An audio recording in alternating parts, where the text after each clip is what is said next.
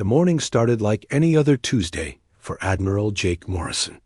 He was drinking his coffee and reading reports on the bridge of Earth Defense Station Alpha when the alarms began screaming. The sound cut through the quiet hum of the station. Like a knife through paper. "Admiral, we have contacts," shouted Communications Officer Lisa Carter from her station. Her voice was tight with fear. Multiple ships dropping out of hyperspace near Jupiter. Jake set down his coffee cup and walked to the main viewing screen. What he saw there made his blood run cold. Ships were appearing out of nowhere, but these were not like anything humans had ever built. They looked like they had been grown rather than constructed. The hulls seemed to pulse with strange blue and green lights that moved across their surfaces like living veins. "How many?" Jake asked, trying to keep his voice steady. 37 ships, sir." "No. Wait, 41. More are still coming through." Lisa's fingers danced across her control panel. "Admiral, these things are huge. The smallest one is bigger than our biggest battleship." Jake watched as more alien vessels materialized from the darkness of space. Each ship was different, but they all shared that same organic look. Some were long and curved like massive sea creatures. Others were round and covered in what looked like scales that reflected the light of the sun. "Get me President Sullivan on the secure line," Jake ordered. "And send word to all Earth defense ships. Battle stations, but do not, I repeat, do not fire unless fired upon." The alien fleet moved with purpose toward Earth. They did not hurry, but they did not stop either. It was like watching a pack of wolves approach a rabbit, confident, deadly. Sure of their victory. 20 minutes later, Jake was talking to President Kate Sullivan through an encrypted video link. Behind her, he could see the emergency meeting room in the White House.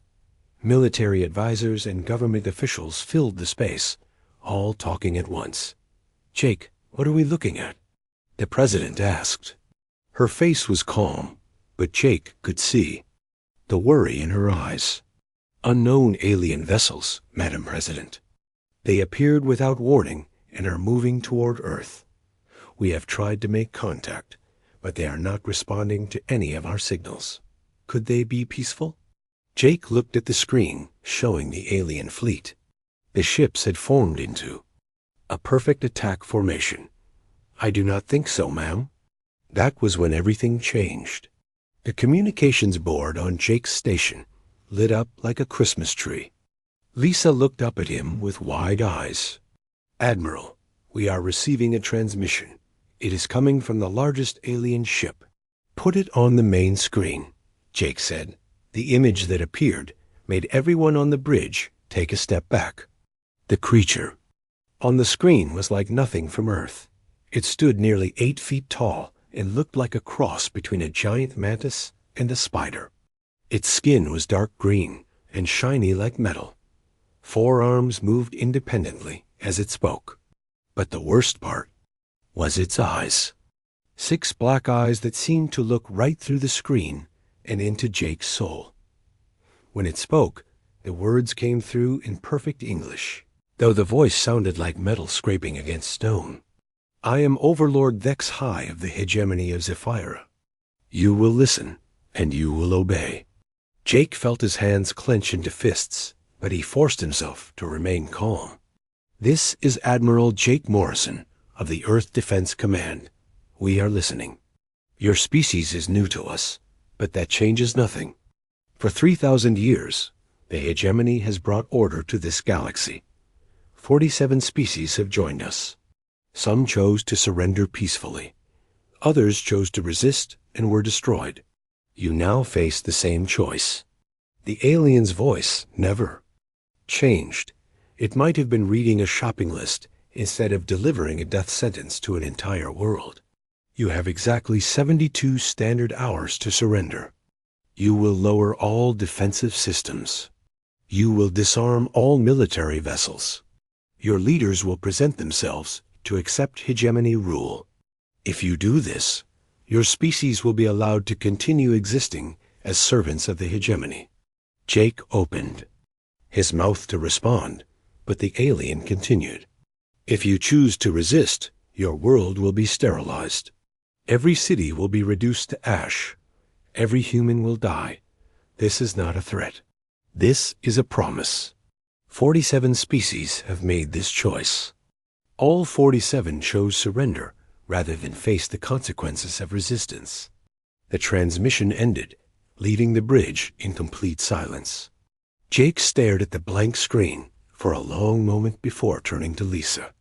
Get me the president again, and patch this through to every government leader on Earth. They need to see this. Over the next hour, Jake watched as the world's leaders saw the alien message. Some wanted to fight immediately. General Ben Rogers of the Joint Chiefs pounded his fist on the table and declared that Earth would never surrender. Others, like Ambassador Lucy Wright, argued for trying to negotiate with the aliens. But President Sullivan asked the question that everyone was thinking. What choice do we really have?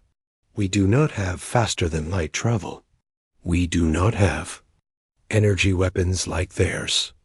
Our biggest ships are tiny compared to what they brought. Jake looked out at the alien fleet through the station's main window. The ships hung in space like dark jewels, beautiful and terrifying at the same time. Every logical part of his mind said that humanity had no chance against such overwhelming force. But then he thought about something his grandfather had told him long ago. His grandfather had been a soldier in World War II, and he used to say that the biggest mistake an enemy could make was assuming they knew how humans would react under pressure. Madam President, Jake said slowly, maybe the question is not what choice we have. Maybe the question is what choice we are willing to make. President Sullivan looked at him through the video link. What do you mean, Admiral? These aliens expect us to surrender or to fight them the way other species have fought them. But what if we do neither? What if we give them something they have never seen before? In the background, Jake could hear the alien fleet moving closer to Earth. Soon, they would be close enough to attack any target on the planet. The 72-hour deadline was already counting down. But for the first time since the aliens arrived, Jake Morrison smiled. The hours passed slowly as Earth prepared its response. In the deepest levels of the Pentagon, Dr. Amy Foster worked frantically on something called Project Prometheus. She had not slept in 36 hours, but her eyes were bright with excitement, rather than exhaustion. Is it ready?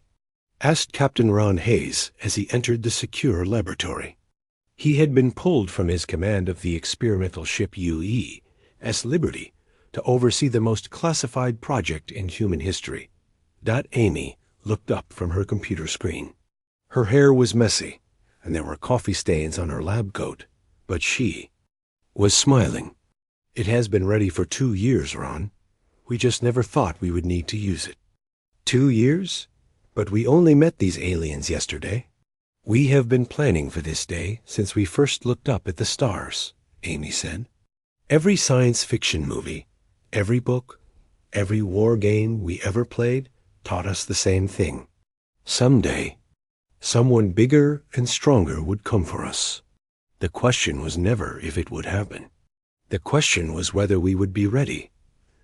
Ron looked at the screens around the laboratory. They showed diagrams and numbers that he did not understand, but the word activated appeared in green letters across all of them. What exactly is Project Prometheus? He asked. Amy's smile grew wider. It is the reason these aliens picked the wrong species to threaten. Meanwhile, on the Earth Defense Station, Admiral Jake Morrison was receiving reports from across the solar system. What looked like normal cargo ships and mining vessels were moving into new positions. Satellites that had been launched for scientific research were powering up systems that did not appear on any public records. Admiral, said Lisa Carter, we are receiving confirmation signals from all stations. Operation Looking Glass is fully active, Jake nodded. Looking Glass was the code name for humanity's real defense network. For the past 20 years, every space mission, every satellite launch, every mining operation had served a double purpose. On the surface, humans were simply expanding into space for resources and exploration. But hidden within that expansion was the most elaborate trap ever constructed. What about the message? Jake asked. President Sullivan has approved the final version. She will deliver it herself in 10 minutes. The alien fleet had moved closer to Earth, taking positions that would allow them to strike any target on the planet. Their ships hung in space like metal storm clouds, dark against the stars. On the bridge of the largest vessel, Overlord Dexhai waited for humanity's surrender with the patience of a predator. He had seen this scene 47 times before. First came denial, then anger, then desperate attempts to negotiate, and finally, submission. It always ended the same way. Species that thought themselves strong discovered how weak they truly were when faced with the might of the hegemony. The transmission from Earth began exactly at the 72-hour deadline. President Kate Sullivan appeared on the main screen of every hegemony ship. She sat behind her desk in the Oval Office, looking directly into the camera. Overlord Dexhai, she began, her voice steady and calm. We have considered your offer carefully. After much discussion with the leaders of our world, we have reached a decision. The Overlord leaned forward in his command chair. Another species was about to kneel before the hegemony. We decline your offer, President Sullivan continued. However, we would like to make you one of our own. The alien bridge fell silent. In 3,000 years of conquest, no species had ever responded this way. We understand that you believe you know what humans are, the President continued. You think we are like the other 47 species you have conquered. You believe that when faced with superior force, we will surrender rather than die. We would like to show you something. The transmission changed. Instead of the President, the screen now showed images from Earth's history. Soldiers at a place called Thermopylae, 300 men standing against an army of thousands. Warriors. At the Alamo, fighting to the last man against impossible odds. Frozen soldiers at Stalingrad, holding their ground in temperatures that should have killed them.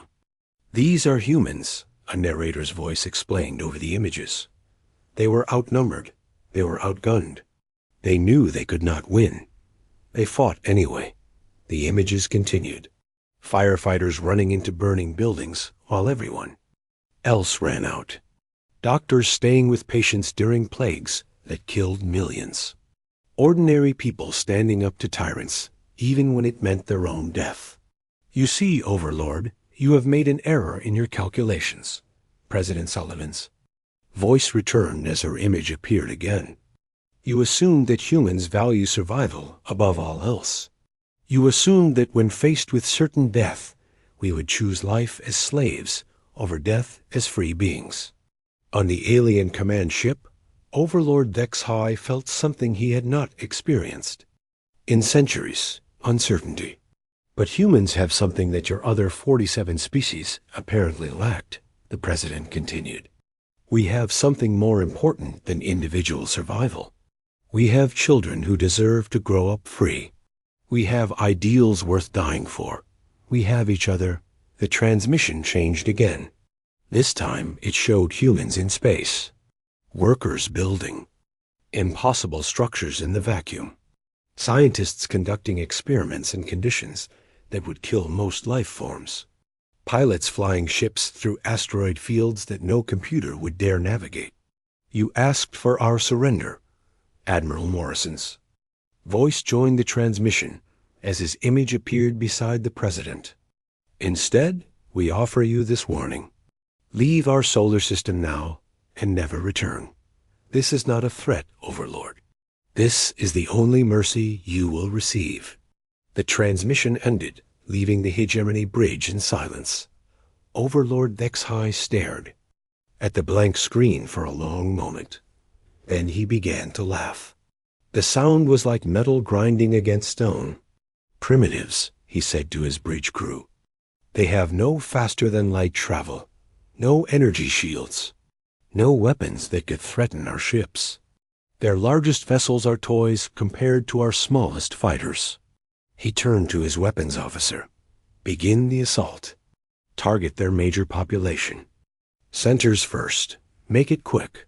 I want this primitive display of defiance to serve as an example to others who might consider resistance.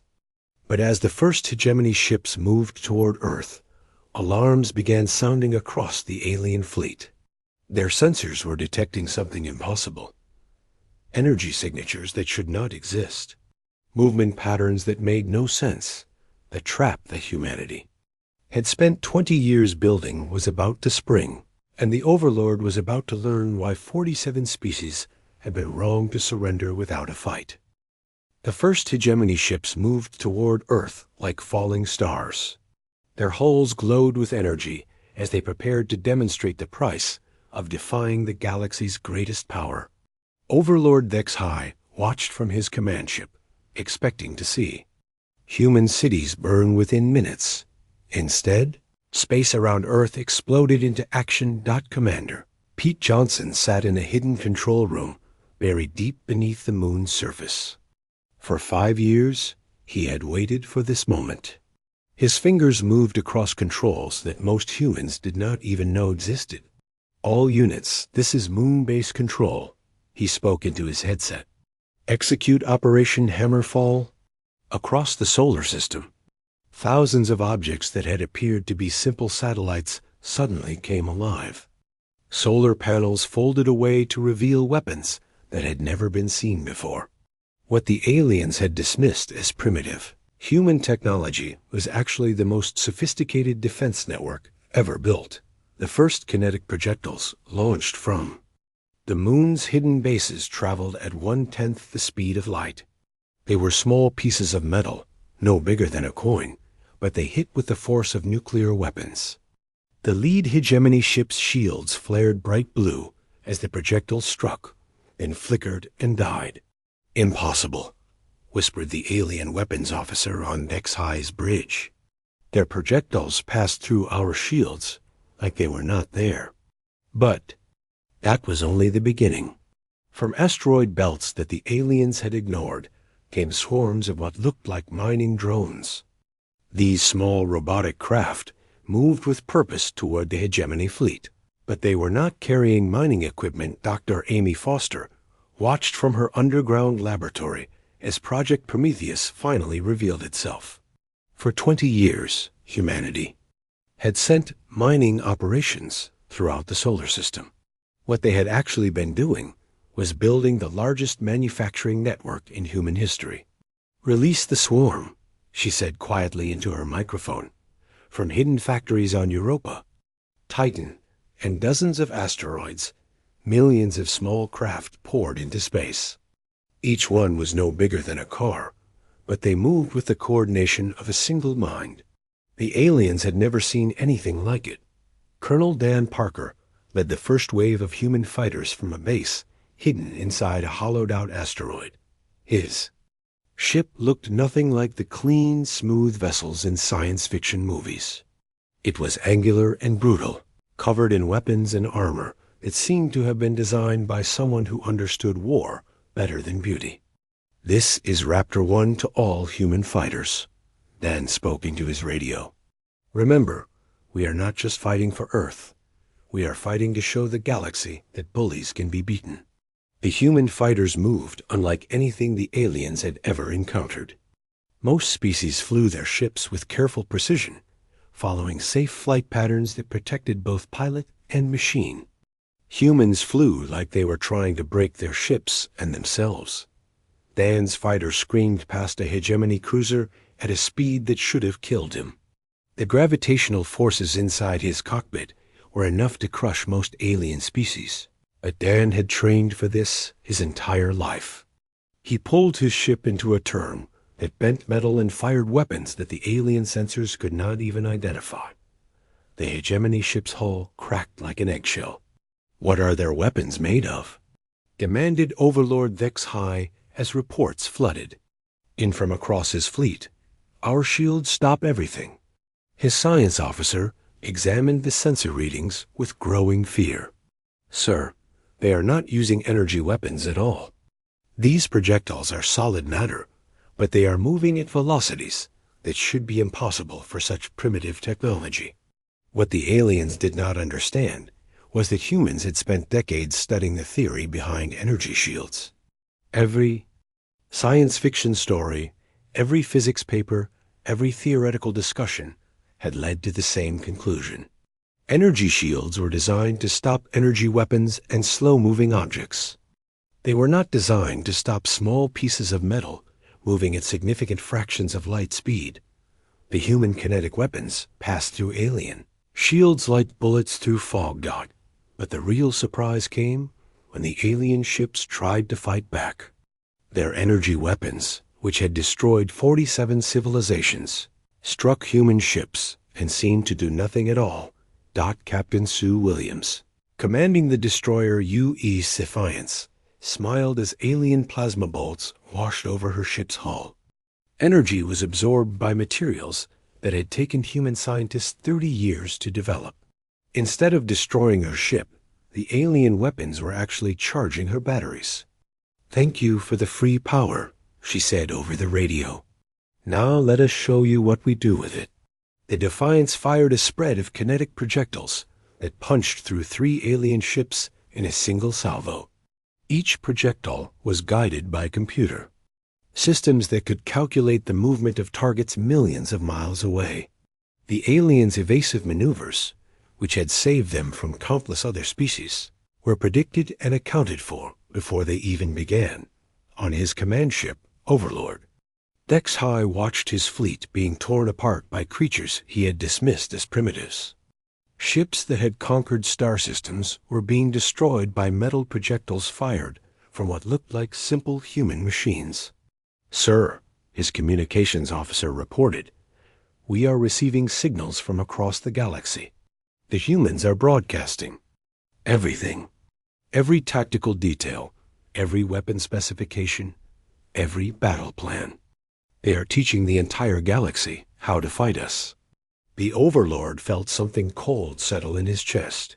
This was not just a battle. This was a lesson, and humanity was the teacher. As more human ships poured out of hiding places throughout the solar system, Vex High began to understand the terrible truth.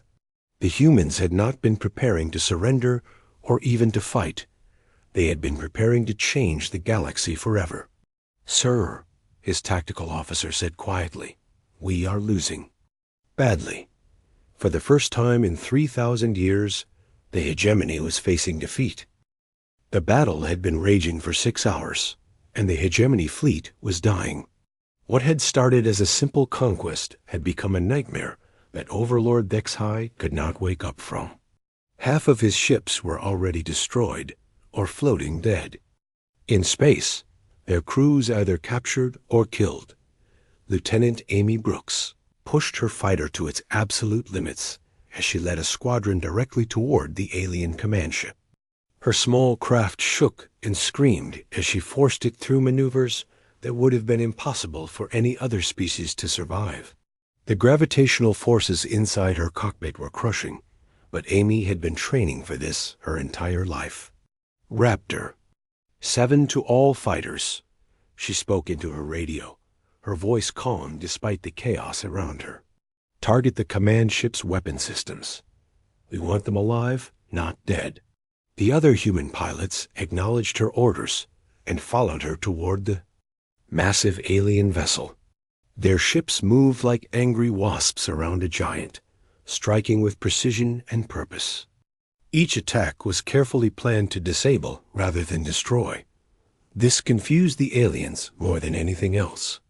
Every other species they had fought had tried to kill them as quickly as possible, but the humans seemed more interested in capturing and killing, and that made them far more dangerous. "Why do they not finish us?" asked the alien weapons officer on Nex High's bridge as another human. Attack disabled their main gun batteries without destroying the ship. The Overlord watched the tactical display with growing horror. The human attack pattern was not random. They were systematically disabling every hegemony ship in a specific order, starting with the most dangerous and working their way down. It was like watching a surgeon perform an operation on his entire fleet. "They are not fighting to kill us," he said quietly. "They are fighting to teach others how to kill us." On the Earth Defense Station, Admiral Jake Morrison coordinated the battle with the calm precision of a chess master. Every move the humans made was being recorded and broadcast to the entire galaxy through hidden communication relays that the aliens had never detected. "Communications. How many systems are receiving our transmission?" Jake asked. Lisa Carter checked her instruments. "Over 300 star systems, sir. The signal is being picked up and retransmitted by sympathetic species across the galaxy." "Everyone is watching," Jake nodded. This had always been the real plan. Earth's defense was just the beginning. The true victory would come when every oppressed species in the galaxy learned that the hegemony could be beaten. Captain Sue Williams commanded the destroyer UEC Defiance as it closed in on a damaged hegemony cruiser. Instead of destroying the alien ship, her crew used magnetic grapples to lock onto its hull. Within minutes, human boarding parties were cutting their way inside. "This is boarding team Alpha," reported Sergeant Nick Davis over the radio. "We have secured the alien bridge. Minimal casualties on both sides. Beginning data extraction now." This was perhaps the most shocking thing of all for the aliens.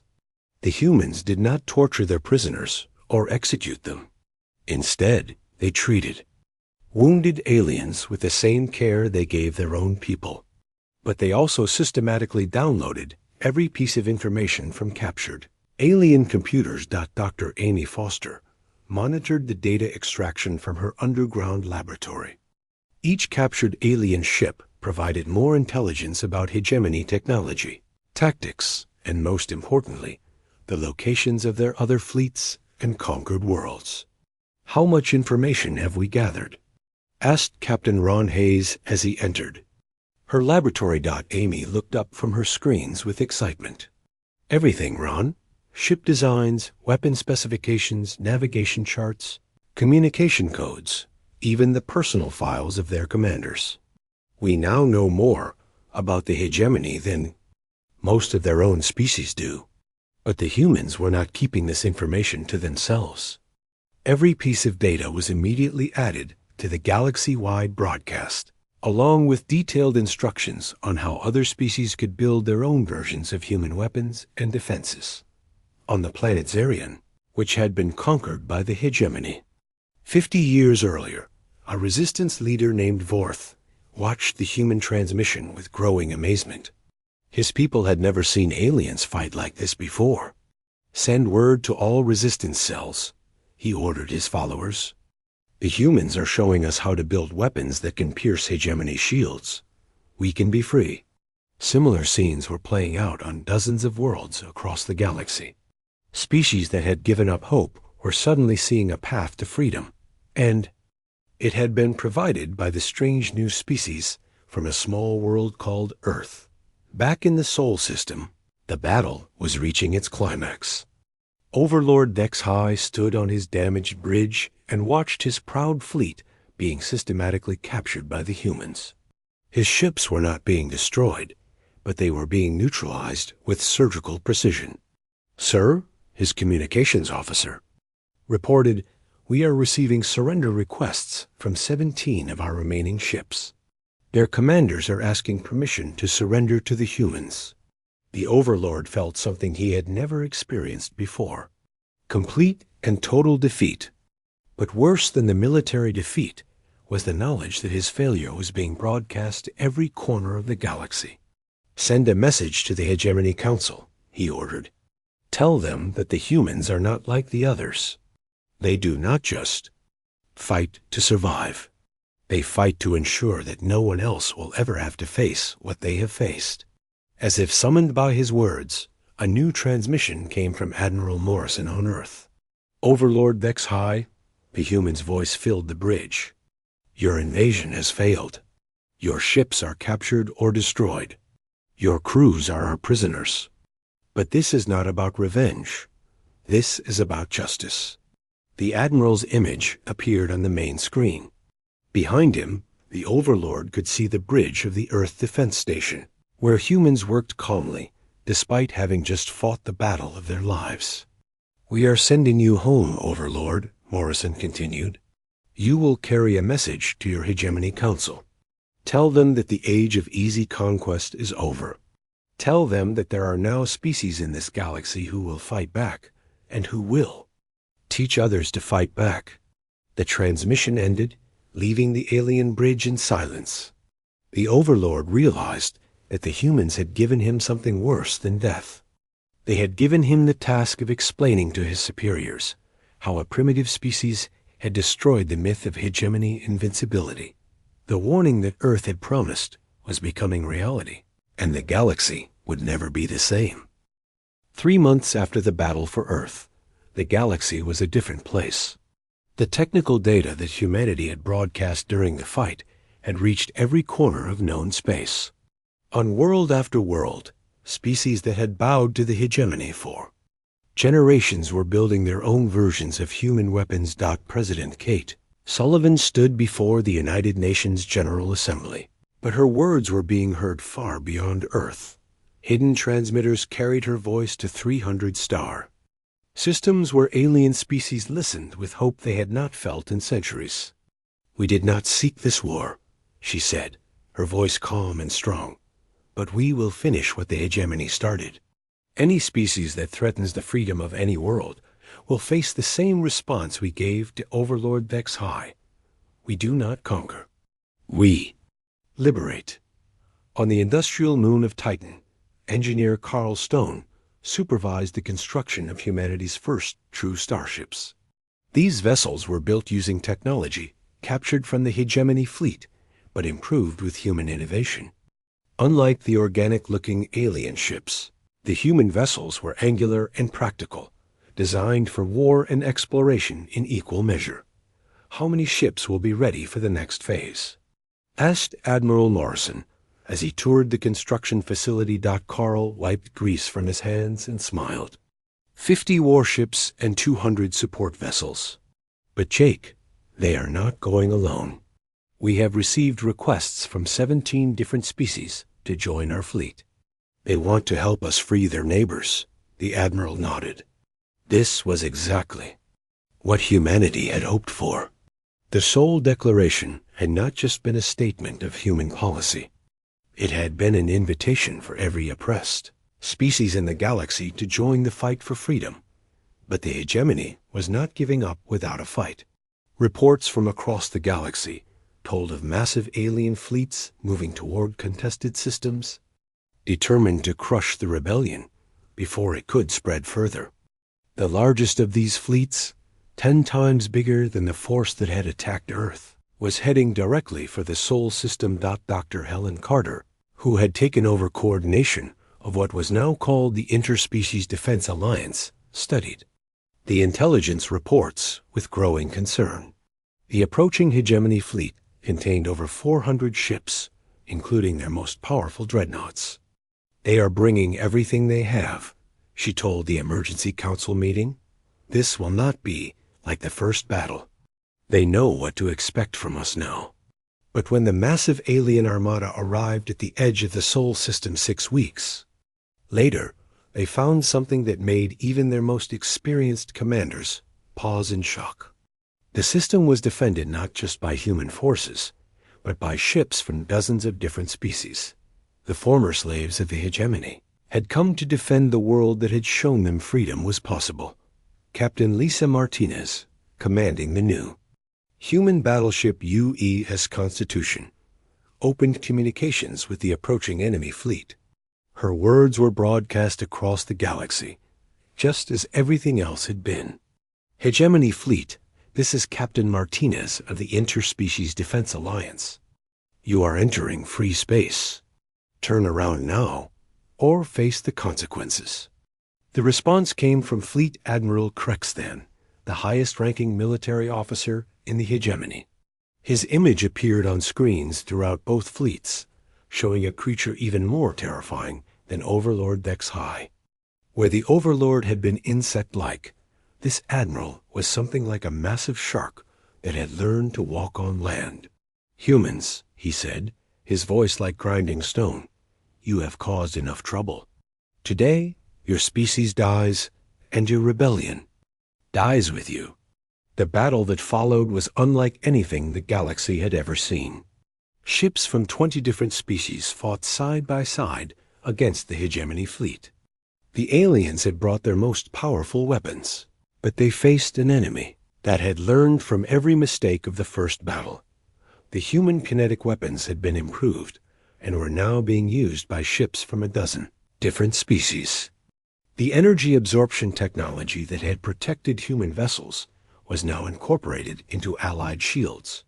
Most importantly, the tactical coordination that had made humans so dangerous was now shared among all the free species, Rick Turner serving as Admiral Morrison's chief tactical officer, coordinated the defense from the command ship UES Liberty. His screens showed the battle unfolding across millions of miles of space, but he could see the pattern emerging. "Admiral," he reported, "their fleet is breaking apart. The ships from the outer systems are trying to retreat." Indeed, many of the hegemony's member species had joined the invasion reluctantly. Seeing their supposedly invincible fleet being destroyed by the same tactics that had defeated them was too much. Ship after ship broke formation and fled toward the edge of the system. The battle lasted 18 hours, but when it ended, the hegemony's power was broken forever. Nearly 300 of their ships had been captured or destroyed. The survivors limped home carrying news that would shake the foundations of their empire. But the real victory came in the weeks that followed. Reports arrived from across the galaxy of successful uprisings on world after world. The technical knowledge broadcast from Earth had given every oppressed species the tools they needed to win their freedom. 6 months later, Ambassador Rick Turner stood in what had once been the hegemony's capital city. The massive towers that had once housed the alien government were being converted into embassies and cultural centers for the newly free species.